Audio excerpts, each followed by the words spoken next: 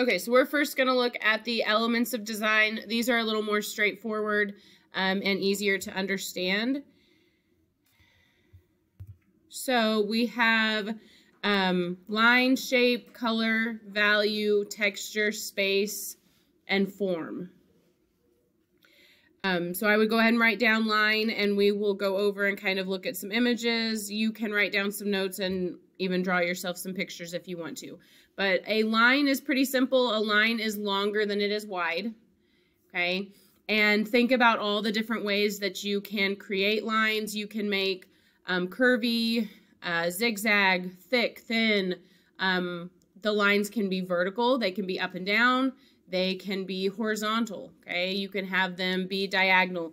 Both of these pictures right here are going to show you lots of different lines. And so as we create that your object with lines, you're going to think about what you can use and how you can use it to best represent your object. Okay, so shape. This is something you've probably talked about for a long time. You learned your shapes when you were in elementary school. So you're trying to use these shapes that are two-dimensional, meaning they only have width and height. Okay, they're flat. And so there are lots of different shapes out there. As you do that same thing, you are trying to represent your object using those shapes. Okay, so this will look very flat, and that's okay. You want it to be that way. You want to try and simplify things, make them into flat shapes, and create your object that way. Okay, now you do have different types of shapes. You have geometric shapes. These are things from math that have like an actual name. Okay, a triangle, a rectangle, a circle. Now you also have organic shapes, okay, things that are flat, but they don't have a specific name. So things that you would find in nature, like leaves. Okay, leaves are all organic shapes. They have similar shapes, but no two of them are going to be 100% identical. Okay, same thing with, you know, clouds and flowers and, you know, all kinds of things like that from nature. So that's okay that you don't have it represented in just geometric shapes. You could, but you could also use organic. Oops, and I guess maybe, am I going too fast? Just in case.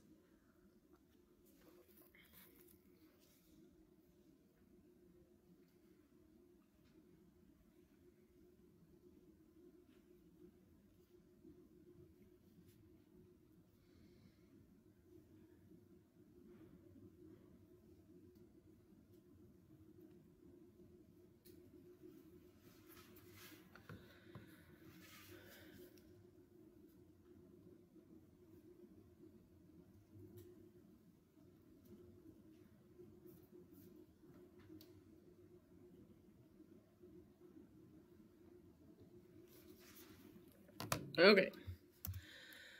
So with these shapes, you can also have positive and negative shapes. Positive shapes are the actual object, okay? And that depends on sometimes how you look at things. Where the white part here in this first picture looks like a vase, right? That's the positive shape. The negative space is the black area around it. That looks like two faces. You see that? So that's the negative shape. Okay. Now you could think of that in reverse, right? Where it's the next image, where you see two faces and the negative space is the vase. So you can use that as well for talking about shape. Okay, color. This is when light is on an object and it's reflecting back to your eyes. It's what you see. Okay. There are lots of different color theories that you can use, which is a good way to represent color for your object. the first things we should, I guess, talk about are different areas of color, different properties: hue, value, and intensity. So hue is just the name of the color, and that goes along with those color theories that I'll talk about in a second. And value is just how light or dark a color is. You can have like a really light blue, or you could have a really dark, like deep blue. Okay, and that would be the value of it. The intensity or the saturation would be how bright something is. Okay, I think of like our Eisenhower blue. Sometimes it's like really, really vibrant. It's like a very bright blue. And then sometimes it's that like soft baby blue, like Columbia kind of blue. So it varies in intensity.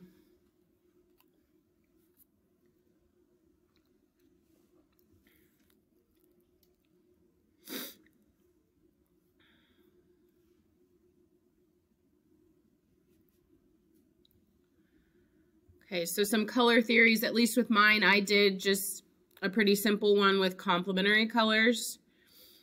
So we'll go, oops, over this. So primary colors, these are what you need to create all other colors. Okay, so that is red, blue, and yellow. That would be a color theory that you could use. You could use that to use all three of those colors to create whatever object you are creating. Okay, and just use those. Okay, by mixing these colors, you're going to make other colors. Okay, which would be those secondary colors. And again, don't feel like you've got to write this all down. Really, writing primary colors, red, blue, yellow, would probably be sufficient. You are mixing those to make other colors.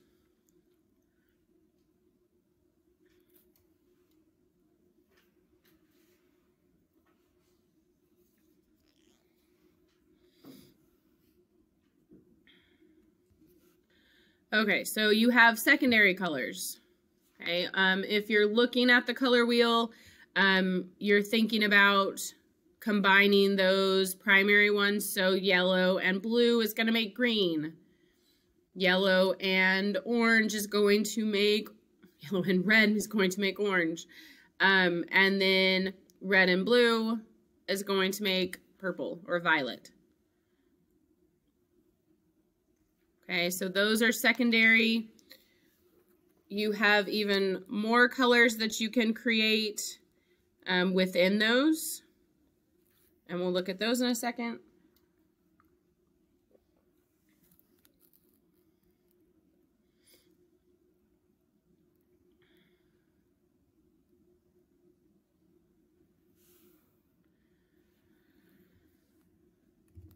So you have tertiary colors. These are a secondary color and a primary color that are mixed together. So you have like, so green is a secondary color, yellow is a primary color. Mixing those together, you are creating another value, which is in between those two.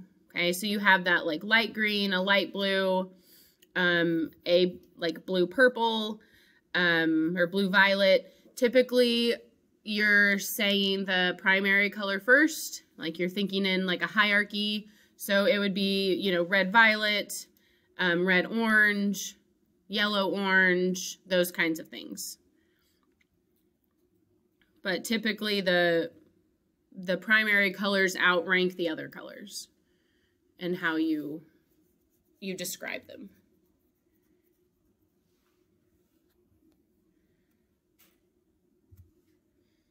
Okay, you also have warm colors. So things that feel like fire. Okay, red, orange, and yellow. Things that would make you, I don't know, feel warm. Or perceive warmth when you look at something. So that's a good color theory to use. Okay, lots of neat ways. And sometimes you'll see this, I mean, in different places. It'll be more obvious. You have cool colors. So green, blue, violet. things that seem cold, right?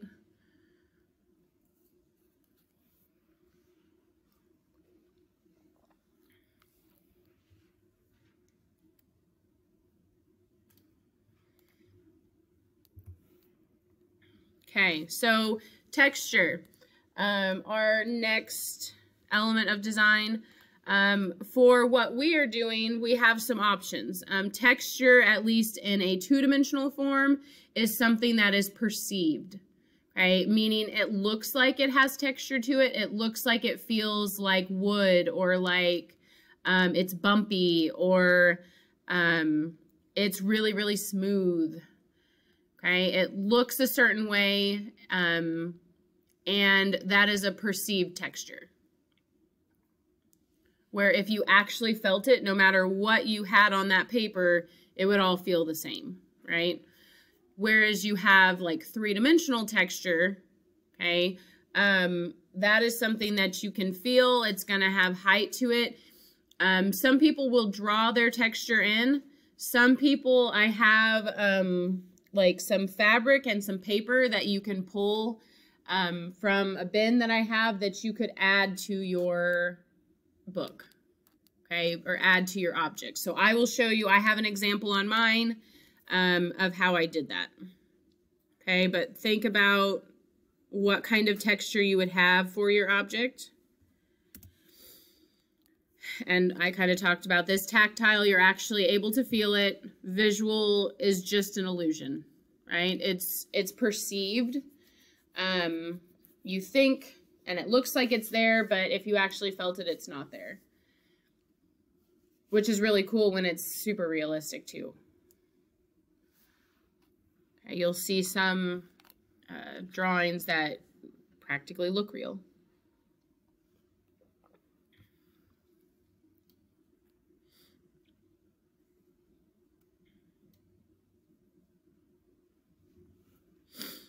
Okay, so value is the next one.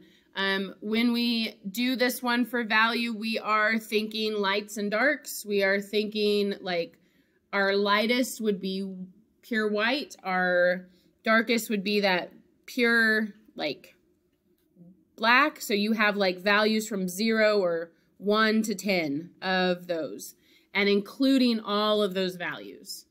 Okay, you have like extreme contrast when you have white and black next to each other. But to achieve value, you have to have all of them in between. Okay, you want to have all of those grays.